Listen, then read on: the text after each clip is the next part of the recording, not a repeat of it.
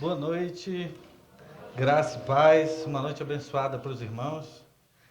Essa noite é uma noite especial, porque nós vamos falar de uma coisa comum a nós, homens, né? Nós somos pessoas ah, que desejam coisas, né? A gente ama coisas e pessoas também. E o interessante nesse texto, que os irmãos podem ver, é o seguinte: o texto fala assim, porque onde estiver o seu coração, aí estará também o seu coração. Desculpa, o seu tesouro, aí estará também o seu coração. Vamos orar? Muito obrigado, Senhor, por esse dia. Nós te agradecemos por o privilégio de estarmos aqui nessa noite e termos um dia tão abençoado, Deus, com saúde firme. Mas queremos nessa noite dedicar esse momento para que o Senhor possa falar aos nossos corações, falar à nossa mente e expressar, Deus, o que tem mais de precioso nas tuas escrituras. Essa é a nossa oração, em nome do nosso Senhor Jesus. Amém. Esse título é um título que eu peguei de um artigo de alguns anos, eu li esse, esse artigo, e ele tem um poema muito interessante nesse artigo. Mas antes de eu contar para vocês o poema, eu quero contar as circunstâncias no quais eu li. Eu li um livro no meu primeiro ano de seminário que dizia, era um livro antigo, ele tem um título hoje que é diferente. Na época, esse livro era leitura obrigatória do seminário do primeiro ano e ele se chamava na época Teologia da Alegria. E eu, muito sem saber, ainda meu primeiro ano no seminário, eu li aquele livro, era o livro todo. E basicamente o livro quer falar sobre ter prazer nas coisas de Deus. E ele usa um termo naquele livro que me chamou muita atenção, que é hedonismo cristão. Porque nós conhecemos o hedonismo como busca pelo prazer carnal, prazer pelo dinheiro, prazer pelo trabalho, e ele usa aquele termo para se referir às coisas de Deus. E aí fiz aquela leitura, aquele primeiro ano, depois de uns anos já maduro, tinha passado por muitas dificuldades no seminário, eu já estava trabalhando lá dentro do seminário, e aí eu pude comprar o livro, já com outro título. Hoje o título dele é Em Busca de Deus. E eu li aquele livro com outro olhar. Aqueles momentos mudaram a minha vida. Desde lá eu olho para as escrituras de uma forma totalmente diferente. É como se toda vez que eu abro, eu cavuco alguma coisa preciosa, delícias que estão escondidas que eu preciso cavar e encontrar essas delícias que estão dentro das escrituras. E nessa leitura, também do artigo que eu li, tinha um poema, e o poema era o seguinte, o poema dizia o seguinte: a alma, ela é medida por seus voos, alguns baixos, outros altos. O coração é conhecido por suas delícias, e os prazeres nunca mentem. Interessante. Isso estava no livro. E isso ficou também encucando na minha cabeça, porque como assim? O coração é conhecido por suas delícias e os prazeres, eles nunca mentem. O título de hoje da pregação é: a gente não pode fingir o que nós amamos. A gente não pode esconder aquilo que a gente tem precioso nessa vida. E é exatamente isso que o texto dessa noite tem para falar para a gente. Aonde está o nosso tesouro, aí está também o nosso coração. Então, o primeiro ponto aqui, irmãos, que eu quero trazer para essa noite é prazeres. Tá? É interessante a gente notar que quando nós temos prazer em algo errado, não temos um problema de prazer. As escrituras, ela é cheia, ela é repleta de palavras como alegria, como tesouros. A gente vê lá no Salmo 19, nos versos 10, 8 por ali, ele diz assim, que os juízos, assim, expressos como a palavra de Deus, os juízos do Senhor são totalmente justos e são mais preciosos do que muito ouro depurado, e ele vai dizer, são mais doces do que o mel e o destilar de favos. O que ele está falando aí? Está falando sobre prazer. No Salmo 69, ele vai falar de alegrem-se os povos. O que é alegria? O que é alegria nas Escrituras se não prazer? As Escrituras estão cheias desses termos de prazer. E por muitas vezes a gente olha as Escrituras como um meio pelo qual a gente precisa se esforçar apenas para obedecer. É interessante que a obediência, ela é, e de fato é, algo importante na caminhada cristã.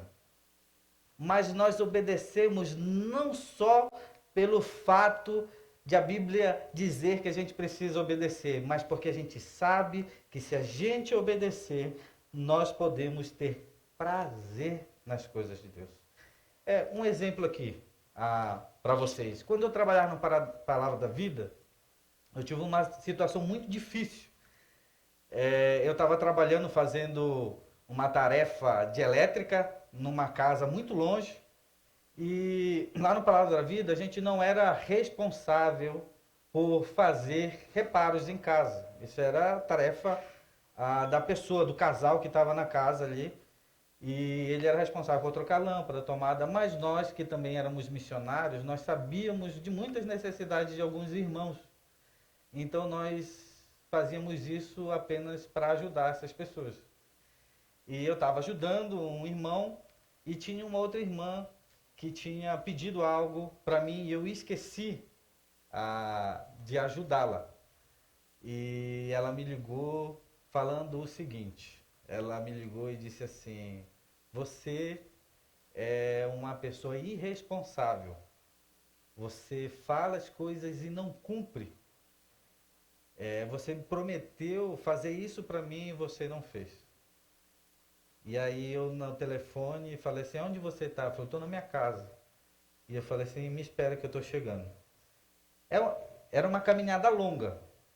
Nessa caminhada eu tive as conversas mais difíceis com Deus. Porque o meu desejo era da mesma maneira que ela me tratou, tratar ela. Olhar para ela e dizer assim, quem é a senhora? Eu não preciso fazer isso. Eu não preciso de maneira nenhuma ajudá-la. Mas eu estou aqui fazendo isso, eu prometi. E nessa caminhada, assim, eu ali com o coração na briga, e Deus falou assim, você não vai fazer isso. Não é assim que eu espero que você faça. Teu coração está desejoso de fazer, mas você não vai fazer isso. E eu fiz o contrário. Quando eu cheguei na casa dela, ela me tratou mal.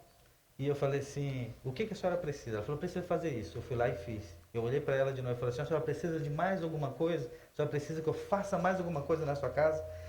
E ela falou, olhou para mim e falou assim, já envergonhada, porque ela percebeu que eu não estava disposto a retribuir a mesma forma e o mesmo tratamento que ela estava me dando. E ela era uma crente também, e ela falou assim, não preciso de mais nada. Você quer tomar um café? Você quer tomar um café? Eu tenho aqui, ó, ela vendia coisas para sustento da casa, para pagar o seminário, e ela começou a me encher de bolo, de café, e todo aquele sentimento ruim foi. E toda aquela impressão, má impressão que eu tinha dela também se foi. E eu tomei um café naquele dia. E nós ali não precisamos ter conversa nenhuma. Eu já tinha entendido que ali havia uma reconciliação. E eu tive boas conversas com ela. Mas, de alguma maneira, foi difícil, foi obediente, mas o final foi prazeroso. Obedecer a Deus, de alguma forma, é difícil. mas no final dele tem prazeres escondidos. Então, a gente, ao contrário, nós achamos que os nossos lábios pode de alguma maneira falar que nós amamos a Deus, mas os nossos prazeres eles não vão mentir. Quem de fato eu quero agradar? Será que o meu esforço como cristão é agradar a minha carne ou agradar a Deus? De alguma maneira, muitos e muitos irmãos eu vejo que dão vazão ao seu coração.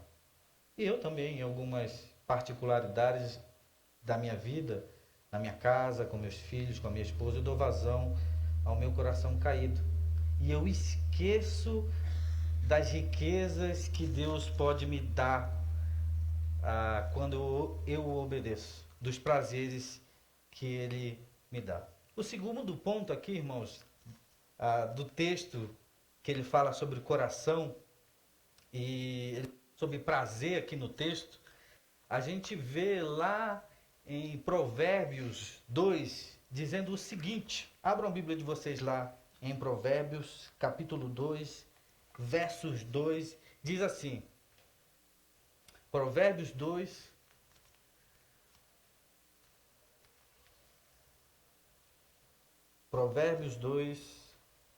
verso 2.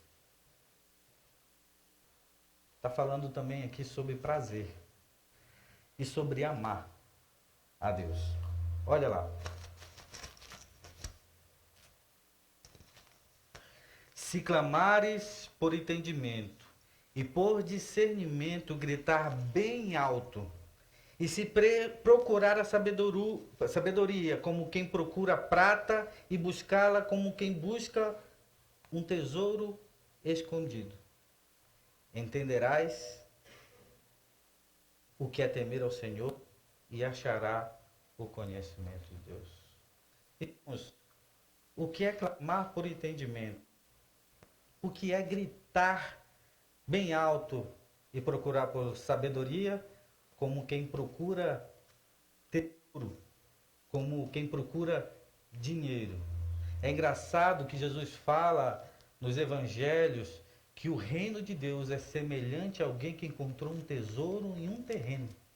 E o que essa pessoa faz? Ela vende tudo, porque ela encontrou uma coisa preciosa. Se você pudesse ter a oportunidade de encontrar um tesouro que ia acabar com todas as suas preocupações, o que você ia fazer? Apagar da sua mente toda a sua dívida que você tem aí pela frente, apagar da sua memória todos os infortúnios que você teve, apagar da sua memória todas as dificuldades que você tem que enfrentar. O que nós iríamos fazer? Se você tivesse a oportunidade de fazer isso, dificilmente você não ia vender tudo. É a solução da minha vida. É tudo o que eu preciso ter. E aqui, irmãos, é exatamente isso. Alguém devastado pelo prazer, alguém está imensamente convicto que vai achar uma coisa preciosa. Irmãos, não é o que faremos em obediência, mas o que desejamos apaixonadamente revela a nossa excelência ou a nossa maldade. Obediência é necessária, mas aquilo que você faz de todo o coração de vocês é o que é mais necessário. E eu aprendi com o tempo que algumas coisas elas podem parecer difíceis no começo. Elas parecem não passar, como alguém que tem depressão, momentaneamente está tão envolta a uma escuridão que ela só pensa no agora. Eu já tive uma situação assim parecida. E quando eu olhava para o texto da palavra de Deus e eu li aqueles salmos que eu li para vocês, do 19, e dizia assim: os juízos do Senhor são perfeitos, são justos e são mais desejáveis do que muito ouro depurado e são mais doces do que o mel. Eu ficava: Deus, por favor, me mostra isso. Eu quero conhecer esse prazer que eu não tenho agora. Me ajuda a encontrar esse prazer que eu não tenho. O texto que a gente leu agora de Provérbios, o que ele fala? Se você gritar, se você buscar de todo o coração, então você vai entender o que é o temor do Senhor. Você vai entender o que é amar ao Senhor de todo o coração. É quando a gente ama a Deus apaixonadamente, desesperadamente, que a gente consegue compreender as coisas dele. É engraçado que as escrituras falam que a sabedoria ele dá deliberadamente, mas para quem pede, para quem quer amá-lo de todo o coração. Um outro texto, irmãos, que a gente consegue compreender sobre as dificuldades e as alegrias e amar a Deus acima de qualquer circunstância. Lá em Mateus, verso 11, 26, capítulo 11, verso 26, vai dizer o seguinte, vai falar sobre Moisés, que por amor de Cristo, considerou a desonra, ou em algumas traduções está ignomínia, que é maldição. Ele considerou a desonra, riqueza, a desonra maior, né, que os tesouros do Egito. O texto vai falar: por amor de Cristo, considerou a desonra riqueza maior do que os tesouros do Egito. O que ele está falando? Como assim? Moisés considerou que a desonra era superior, era maior do que a riqueza de todos. Quem era Moisés? Moisés era um estadista antes de assassinar o egípcio e fugir. Ele era filho da filha do faraó. Simplesmente assim. Que provavelmente o faraó que os mandou ir era conhecido dele. Ele poderia ter vivido uma vida muito mais a regalias do que a vida que ele viveu com o povo no deserto. O texto está dizendo aqui que Moisés fez o seguinte: ele pôs em uma balança e ele olhou para as circunstâncias que ele ia viver com o povo e olhou para a vida fácil que ele ia ter no Egito e ele decidiu o seguinte: a desonra é maior tesouro do que os tesouros do Egito. Olha lá. Uma pessoa para decidir uma coisa dessa, ela só pode estar maluca. Ela está devastada, ela está imensamente convicta de que se ela passar por uma desonra ou qualquer tipo de dificuldade, ela sabe que os tesouros que ela vai encontrar vão ser superiores e os prazeres do que uma vida fácil. Interessante a gente notar isso no texto de Moisés. Ele pôs na balança e ele decidiu: eu acho que provavelmente uma vida mais difícil vai ser muito mais preciosa do que ver. E no texto seguinte ele vai dizer o quê? Prazeres transitórios. Prazeres que vão com facilidade. Pastor, mas como eu posso encontrar esse prazer que eu não tenho nas Escrituras? Como eu posso perceber na minha vida, na minha caminhada, que eu ainda não sou assim como Moisés e eu quero ser? Irmãos, a gente é como uma sacola vazia. E para saber a proporção da nossa alma, a gente precisa conhecer as nossas paixões. As verdadeiras dimensões da nossa alma são vistas nos nossos prazeres. E tudo aquilo que a gente coloca dentro dessa sacola, que é a diferença. O problema do prazer não é o que a gente... O problema do prazer não é o prazer, mas é onde a gente coloca nossos desejos. Vocês compreendem isso? O problema do prazer, que é a sacola vazia, não é o que a gente tem, é o que a gente coloca dentro. É o objeto do desejo que é errado. É aquilo que você tem colocado dentro da sacola que é errado. A sacola, o teu desejo, ele é um desejo nato. Foi Deus que criou. Você é um homem insaciável, uma mulher insaciável. E Deus quer inundar a tua vida de prazer.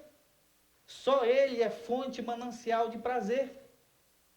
Ele tem delícias, diz o texto, alegrias. E é isso, é exatamente isso. O problema não é o nosso prazer, o problema é o que a gente coloca dentro da nossa sacola. O problema é o desejo errado que nós temos nas coisas erradas. Como eu sei, irmãos, sabe como a gente pode descobrir então que a gente tem colocado algo errado na sacola? Se a gente pudesse apoiar a Deus, como no Salmo 63, que diz assim: ó Deus, Tu és o meu Deus, eu te busco intensamente, a minha alma tem sede de Ti, e todo o meu ser anseia por Ti, numa terra seca, exausta e sem água. Quem é essa terra seca, exausta e sem água? Somos nós. E Deus é uma fonte de prazer. Sabe como a gente sabe que a gente tem amado a Deus? Quando nós pecamos contra Ele e a gente pode fazer a mesma coisa que o salmista no Salmo 21 diz: tem misericórdia de mim, ó Deus, por teu amor, por teu amor, por tua grande compaixão, apaga, por favor, as minhas transgressões, Senhor. O salmista, mesmo em pecado, ele está em contato direto com Deus, dizendo: misericórdia, tenha compaixão de mim, por favor, Senhor, por teu amor. Sabe como a gente sabe que o nosso coração está devastado por Deus?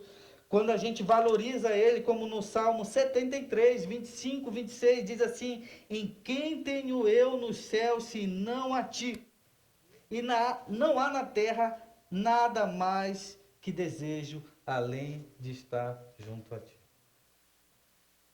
Como é que a gente sabe que o nosso coração deseja Deus? Quando a gente o questiona, como Jó fez. Como o salmista também vai fazer no Salmo 73. Ele diz assim: quanto a mim, os meus pés quase tropeçaram, Senhor. Por pouco me escorreguei, pois eu tive inveja dos arrogantes. Ele coloca sua questão diante de Deus e espera uma resposta dele. Deus, aqui é o meu coração, pecador, miserável. Eu estou com inveja dos ímpios, porque eles parecem viver uma vida regalada e está em constante prosperidade, e a gente aqui sofrendo. Quando a gente sabe que o nosso coração ama a Deus, quando às vezes a gente, em momentos difíceis, a gente canta como no Salmo 23, o Senhor é meu pastor e nada vai me faltar. Eu lembro aqui na igreja, quando eu vim para a região, a minha última visita à igreja de Brasília, era uma igreja também que nos mantinha, e eu pude me despedir deles. Eles passaram a mesma quantidade de anos que os irmãos nos ajudaram, eles também nos ajudaram. E eu pude me despedir. Só que lá eu tive a impressão de que eu estava abandonando algo muito precioso. A Pri, ela viu também a minha emoção. E, e eu fiquei emocionado, como eu estou agora também emocionado, me segurando, porque eu tive a impressão de uma coisa que eu nunca imaginei, que era sair do campo. Eu sei que Deus é que prepara as coisas, mas eu não estava preparado para isso. Eu saí por conta da minha doença e Deus me tirou de lá. E eu entendi ele na hora. Eu falei assim, Deus, o pastor Jonatas me falou uma coisa muito importante quando me foi visitar lá. Ele falou assim, é na nossa juventude que a gente tem que ser usado por Deus. Não adianta. É na nossa juventude, é quando a gente tem gás, quando a gente tem força, que a gente tem que ser usado por Deus. E aquilo ficou no meu coração. E lá naquela noite, isso me veio. Eu ainda estou jovem, eu ainda posso me gastar como uma vela para o Senhor. É isso que eu quero viver minha vida. E naquele momento, eu senti isso. Eu estou perdendo uma coisa preciosa. E quando eu estava sentado o dia, o John tocando o sax, e a música falava sobre a bondade de Deus. E eu sentado ali, eu falei, Deus, por que reclamar? Os irmãos nos abraçaram de uma forma tão preciosa. Eu estou ganhando do mesmo jeito. Eu estou apenas servindo em um outro lugar. De uma maneira que talvez eu não poderia servir lá. E eu senti uma paz, uma doce voz acalmando meu coração. E aquilo me fez chorar. Eu senti Deus acalmando meu coração naquela noite. Através de uma música. Através de uma música. Expus a Deus o meu coração. Então é nessa maneira que às vezes os cânticos falam conosco. Tão imensamente. É assim que a gente está desesperado. Às vezes, irmãos, a gente fica maravilhado, lá como em Romanos 8:1 fala, portanto agora já não sou eu, não há mais nenhuma condenação para os que estão escritos em Cristo Jesus. Ou a gente pode também, no fervor do Senhor, falar o seguinte, Romanos 12, nunca lhes falte o zelo, sejam fervorosos no Espírito, sirvam ao Senhor. É dessa maneira que a gente entende e compreende que o nosso coração está amando Deus. Ô irmãos, quando Deus desafia você, como lá em Apocalipse, o pastor tem dado aula, e ele tem falado sobre a igreja lá que era morna. E aquilo é um agravo. E de vez em quando eu estou comparando meu coração, Deus, será que eu sou essa pessoa morna? Não me deixa ser morno, Senhor. Não me deixa ser morno. Eu não quero ser morno. Por favor. É assim que a gente compreende que nós estamos amando a Deus. E não estamos fingindo ser crentes. Sabe quando a gente finge ser crente? Quando a gente está dá muito mais vazão a que as pessoas vão pensar de nós do que Deus vai pensar de nós. Quando a gente está muito mais preocupado com a nossa aparência do que o que Deus está preocupado com você. A gente entende também que muitas vezes a gente precisa dessa exortação das Escrituras. E a gente tem que colocar nessa posição de exortados. Deus, isso é para mim. Isso é para mim. Como lá em Mateus 26, vigiem, orem, para que não caiam em tentação. O espírito está pronto, mas a carne é fraca. É assim que a gente compreende que ama Deus. Deus, me dá vigor. Faça eu ser vigilante, para que eu não caia, para que eu não despreze teu nome. E é engraçado que nas Escrituras, o que é mais interessante sobre Deus é que ele fala o seguinte, que Deus é zeloso. Zeloso para com os seus. Ele tem cuidado de nós. Interessante isso, né? Muito interessante. Que através desse zelo de Deus para com os seus, nós podemos encontrar prazer. Nós não conseguimos fingir isso, irmãos. E por fim, a gente tem nas Escrituras esses prazeres eternos. Olha, esse texto eu vi um pastor postar no WhatsApp. Ele é um pastor lá na Maravilha, no interior do estado do Pará. Ele anda de moto, pregando a Jesus. Ele pôs isso: prazeres temporários não constroem futuros permanentes. Prazeres eternos. As Escrituras está cheia dessa premissa. Olha lá, no Salmo 16:11 ele fala: tu me farás conhecer a vereda da vida, a alegria plena da tua presença, eterno prazer à tua direita. Eterno prazer na tua direita. Tudo que a gente pode usufruir enquanto vida não tem nada de errado, mas é passageiro, transitório. Se vai, como a névoa. Eu conheci o fundador do Palavra da Vida, trabalhei com ele há 1 ano e meio, construindo os muros do Palavra da Vida, lá no norte. O pastor esteve lá. Aquele muro foi contratado 2 equipes.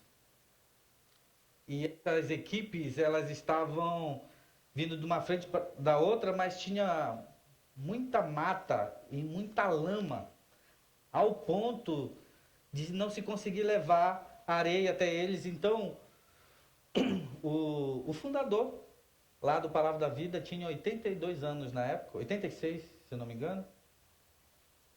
Eu passei um dia indo para o escritório e vi ele carregando areia, tijolo, cimento e cejo. Carregando mesmo, sozinho. E o diretor lá, que era o Daniel Cipa, era meu chefe. E aí a gente tava na janela de vidro olhando ele e eu falei assim: Cipe, como eu chamo, por favor, me dá amanhã para ajudar esse senhor? E eu falei assim: ninguém vai mandar ele parar. Ele falou assim: ninguém vai conseguir mandar ele parar, ele vai fazer. Eu me arrependi. Porque quando eu estava lá pondo a pá dentro do caminhão, de areia, de seixo, eu vi o quanto pesado era. E o velho não parava. O velho tinha uma força. E depois de um tempo ele olhou para mim e falou assim: Tiene, agora trabalhar contigo que tu não para. Eu falei: eu não paro por causa do senhor. Vai ser vergonha para mim parar. Ué. E eu aprendi uma coisa com ele. Ele falou assim: Tiene, a vida ela é passageira. Eu me lembro quando Deus me chamou lá nos Estados Unidos carregando o quê? Ele falou: 2 latas de cimento. Eu pisquei e estou aqui. Não há nada melhor do que gastar a vida para Deus. E aquilo ficou no meu coração. Eu preciso gastar aquilo que eu tenho de melhor com Deus. Porque os prazeres são transitórios e passageiros. Esses prazeres da vida, que não tem problema nenhum, mas eu quero ter prazeres eternos. Delícias eternas à direita de Deus. E depois também, de algum tempo, eu lendo uma história missionária, alguém conhece Jim Elliot? Jim Elliot é um piloto missionário que morreu algumas décadas atrás, tentando pregar o evangelho aos Aucas, uma tribo na América Central, e ele foi morto a flechada pelos índios, tentando pregar o evangelho, fazendo os primeiros contatos. Depois que ele morreu, a sua esposa e seus filhos evangelizaram aquela tribo. Foram para lá. E o Jim Elliot tem uma frase interessante que eu quero terminar essa noite com os irmãos, que também toca a minha vida profundamente. Alguém que morreu em favor do evangelho. ele dizia o seguinte: não é tolo aquele que dá o que não pode perder para ganhar o que não pode reter. Não é tolo aquele que dá o que não pode perder. É garantido. Deus nos garante coisas preciosas. É nosso. Não é tolice. Não é tolice. Qualquer esforço que você faça nessa vida, seja perder dinheiro, seja perder seu tempo, entre aspas, se é para Deus, se é para Deus, não é tolice. Não é tolice. Você não pode. Você não é dono da vida. O, as, os, como é, as torres, lápides do Taj Mahal, é nada comparado, né, a um morto que está lá dentro. Ele não pode usufruir daquilo. Ele se foi. Assim como as pirâmides. Quem era dono daquilo morreu. Nem pode usufruir. Quem quer usufruir aquilo são os visitantes que vão lá usufruir daquela mausoléu. Não adianta, irmãos. Não adianta. Não juntem tesouros na terra. É isso. Tenham prazer em fazer as coisas de Deus. Gastem tempo, investimento, inteligência. Amem a Deus de todo o coração de vocês. Esse empreendimento é o melhor empreendimento que vocês têm na vida. Porque ele não se vai. Eterno. Amém? Vamos orar. Deus, muito obrigado, Senhor, por essa mensagem. Obrigado porque o Senhor tem sido para nós um refúgio, um prazer, a pessoa que nos amou primeiro, e por isso hoje nós temos condições de dizer que nós amamos ao Senhor. Muito obrigado, Deus, porque nós temos encontrado em Ti tesouros e alegrias e delícias na Tua palavra. E é dessa maneira que a gente quer viver a nossa vida. Em nome do nosso Senhor Jesus. Amém.